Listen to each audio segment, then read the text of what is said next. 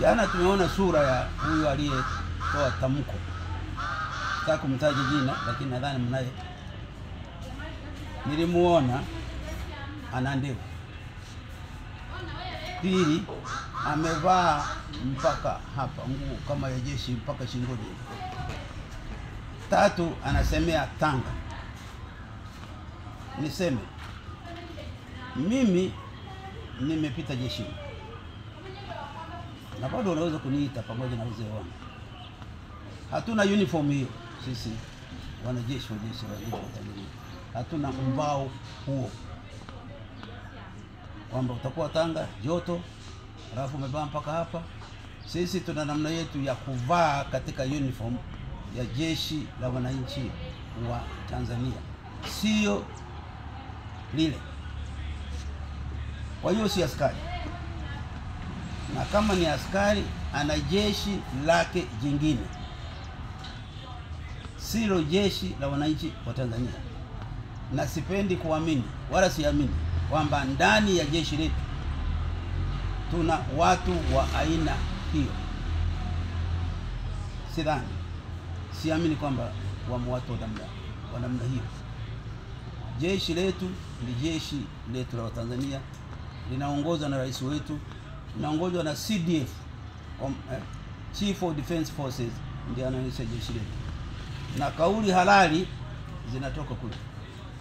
Sasa najua nimesema na waziri, na hakika labda sio labda, na hakika labda serikali itakuja kusema, lakini ni muhimu raia tukakubaliana yanapokuja mambo ya namna hii ya kudhani Tanzania nayo tunaweza kutumbukia katika mkondo wa kuhangaika kwa kutumia majeshi. Sisi hatuna utamaduni huu, hatujawahi kuwa nao na wala haufai kuwa nao. Kwa hiyo kuja kwa wazee wenzangu wa nchi hii kuwaomba na wao tuunge mkono tamko la jeshi letu kama lilivyotolewa na Kalonzo. Tupuuze kabisa hizi habari zingine, na Watanzania wengine wote wajue kwamba huo ni uongo, na kwamba hizi ajenda wanazotaka kupachika huko zinahusu uchaguzi. Sisi tunafuata katiba yetu inavyosema. Uchaguzi tuko siku chache tu na tunaona kampeni. Sisi tunafuata katiba yetu imesema nini na sheria yetu inasema nini, na tutafuata hiyo. Huko mbele safari kama yako, serikali yetu itatuongoza. Nilipenda kusema hilo na kuomba wa Tanzania, labda niongeze kajibu, si kibaya nikuongeze. Siku hizi kuna tabia wanasema, kuna wazee mmoja, wawili, watatu. Wazee tuko wengi. Sasa tumesikia hao huyu anayesema jeshi, mwenye jeshi lake hiyo, sio jeshi letu,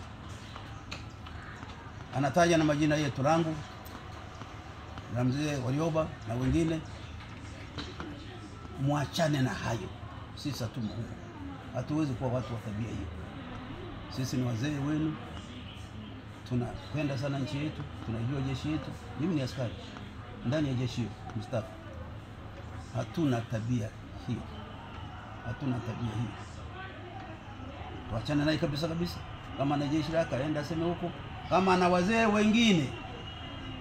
Hatuwezi kuwa wazee wa aina yetu, na wazee wa aina yangu wako wengi wanaopenda nchi yao, wanaopenda jeshi lao, wanajua tabia ya jeshi lao, wanaunga jeshi lao, na ambao wanamunga mkono komanda in chief wetu, rais wetu Dr.